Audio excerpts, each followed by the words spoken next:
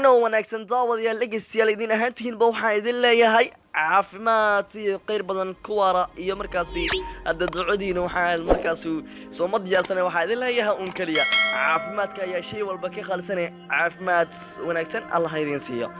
عدي ماني وطهي ماني كهيدين وعناض عدي هوين وطهينا سيدا كلا تهبين كهيدين وعناض waxaan markaa maanta ama caawa idinku soo talagalay waa barnaamij kale oo aad u xiiso badan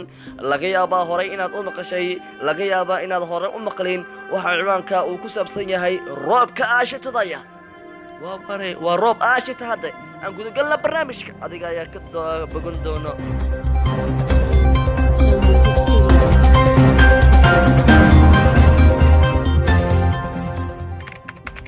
roobka aashidka waxaa sababa falcelin kiimikaad oo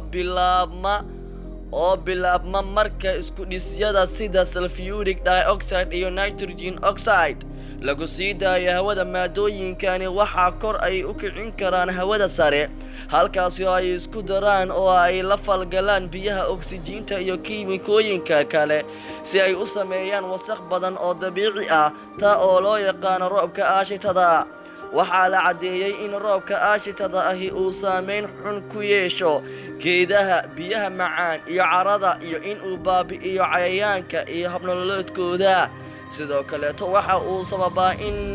in rinjiga uu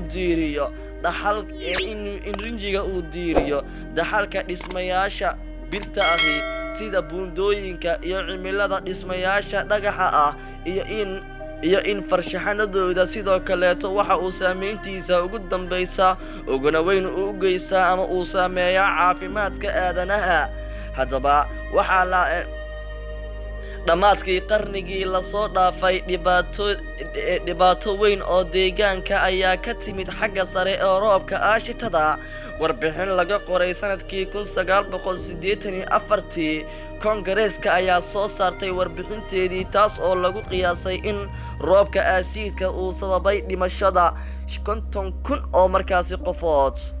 oo ku noolaa Mareykanka iyo sidoo kale 12 Maarso 2009 oo iyaduna ka dhacday Canada haddaba waxa markaasi la cadeeyay in markaasi laga hortagi doono roobka aashidka badanaa waxa uu ka dhacaa shirkadaha waaweyn ee markaasi soo saarta qalabyada kala duwan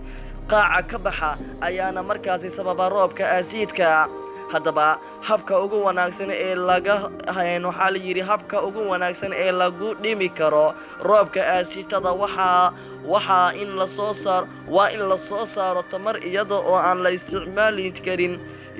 la isticmaalin shidaal haddaba habka ugu wanaagsan ee lagu dhimi karo roobka aashitada waa in la soo saaro tamar iyada oo aan la isticmaalin shidaal fossil ah taa beddelkeeda dadku waxay isticmaali karaan ilaha tamarta la cusboonaysiin karo sida tamarta qoraxda iyo dabaysha ilaha tamarta la cusboonaysiin karo